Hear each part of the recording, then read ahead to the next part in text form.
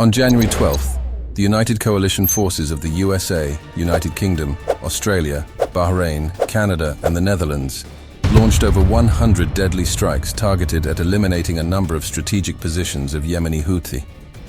Who exactly are the Houthi, and why was the military operation the only possible solution? For already many years, Yemen has remained in a state of brutal civil war.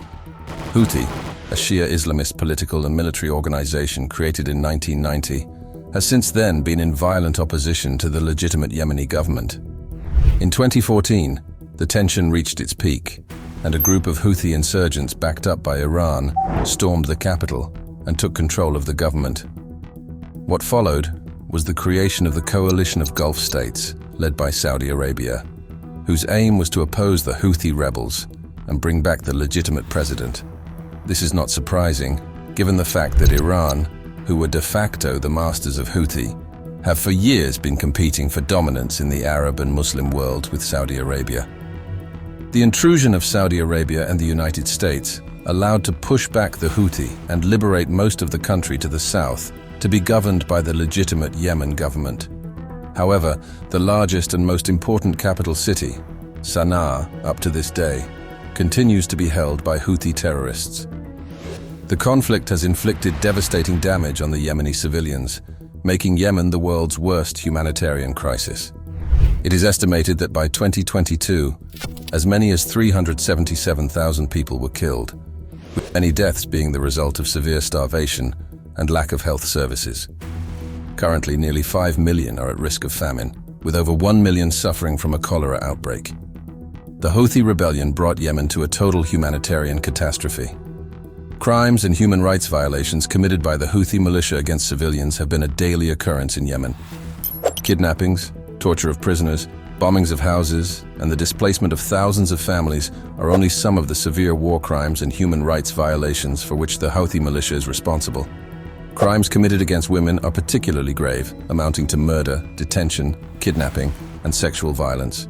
Supervisors in militia prisons repeatedly rape women detainees. Minors have also been victims of crimes. In fact, since 2014, the Houthi in Yemen have forcibly recruited 10,300 children and opened 52 ideological training camps. Additionally, the Houthi government led by Abu Jibril did not waste energy by creating enemies all over the world. They are famous for their anti-Semitism and intense hatred of all the Western countries, in particular the United States. The recent war in Gaza has sparked Houthis' hatred and provided them with a reason to further escalate their international terror. In what they described as showing solidarity with the Palestinian people, Houthi announced that they would bomb all the ships bound for Israel that were sailing through the Red Sea. The strong military support from Iran allowed the Houthi arsenal to grow over the years with the presence of modern guided missiles and drones. This meant that Houthi definitely possessed the required equipment to act on their promise. On November 19th, Houthi made their first move and hijacked the car transporter Galaxy Leader with 25 crew members on board, currently still held hostage. The incident followed a statement by Houthi spokesman Yahya Saraya on the group's Telegram channel, declaring their intention to target ships owned and operated by Israeli companies or carrying the Israeli flag. Nevertheless, since then, Houthi attacked 27 ships, many of which had absolutely no ties to Israel. Examples include the attacks against the Norwegian commercial ship Strinda, Marshall Islands-flagged Ardmore Encounter, Norwegian-owned Swan Atlantic, and Singapore container ship Maersk Hangzhou.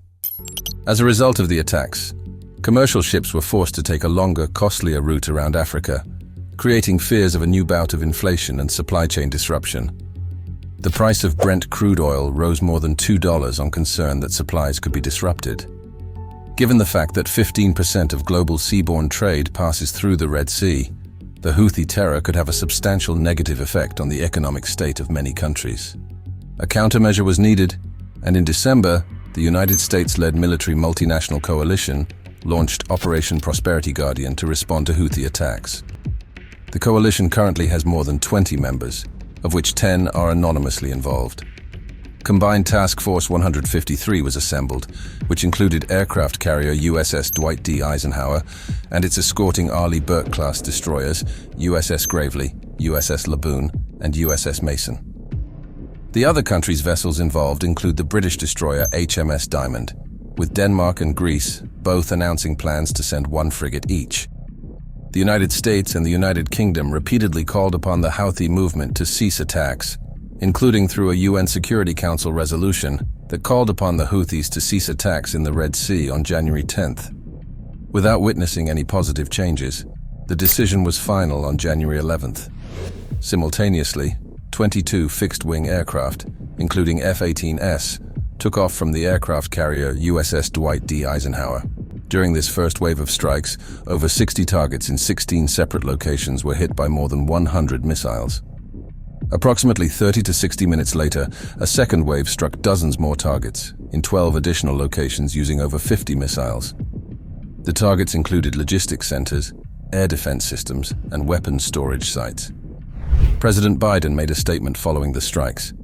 Today, at my direction, U.S. military forces, together with the United Kingdom and with support from Australia, Bahrain, Canada, and the Netherlands, successfully conducted strikes against a number of targets in Yemen used by Houthi rebels to endanger freedom of navigation in one of the world's most vital waterways. I will not hesitate to direct further measures to protect our people and the free flow of international commerce as necessary. The following day, on January 13th, US performed another strike targeted at a radar site near Sana'a al-Dailami Air Base. According to the US command, the strikes fulfilled their purpose and seriously degraded Houthi military capabilities. However, this is not the narrative told by the Houthi themselves. The Houthi said they still hold the required arsenal to inflict massive damage on the US-led force and to continue their international terror. After these strikes, Houthi will look for any opportunity for revenge. Pro-Houthi demonstrators gathered in Sana'a on Friday, January 12th, protesting against the US and UK airstrikes. Some chanted, "God is great, death to America, death to Israel, curse the Jews, victory to Islam." It is unclear if the Houthi only attempt to recover their face by chanting aggressive nonsense, or if they actually continue to pose a real threat. In the case of the latter, only additional target strikes would result in the desired peace for the Red Sea.